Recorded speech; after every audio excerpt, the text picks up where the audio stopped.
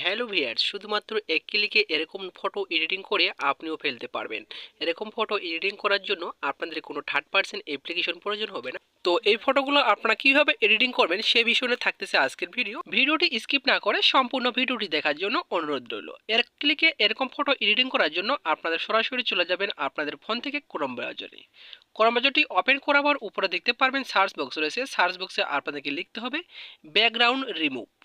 Background remove লিখে দেওয়ার সাথে সাথে প্রথমে যে ওয়েবসাইটে চলে আসবে, এই ওয়েবসাইটের ওপরে জাস্ট একবার আপনাদেরকে ক্লিক করে দিতে হবে। ক্লিক করার পর এখানে আপনারা দেখবেন আপলোড ইমেজ। এখানে ক্লিক করার সাথে সাথে আপনাদের গ্যালারিতে নিয়ে যাবে।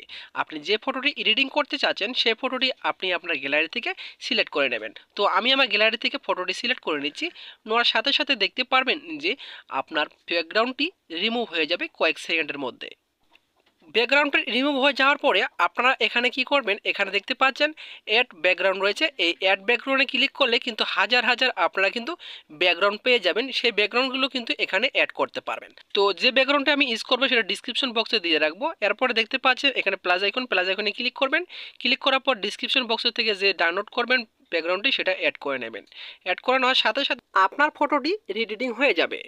তো কথা না বলতে বলতেই দেখতে পাচ্ছেন ফটোটি কিন্তু এডিটিং হয়ে গেল শুধুমাত্র এক ক্লিকে। এখন আপনি ডান অপশনে ক্লিক করবেন। ডান অপশনে ক্লিক করে দেওয়ার সাথে সাথে ফটোটি আপনি দেখতে পারবেন কত সুন্দর একটি ফটো এডিটিং হয়ে গেছে। এখন যদি আপনি এই ফটোটি ডাউনলোড করতে চান, এখানে দেখতে পাচ্ছেন ডাউনলোড অপশন।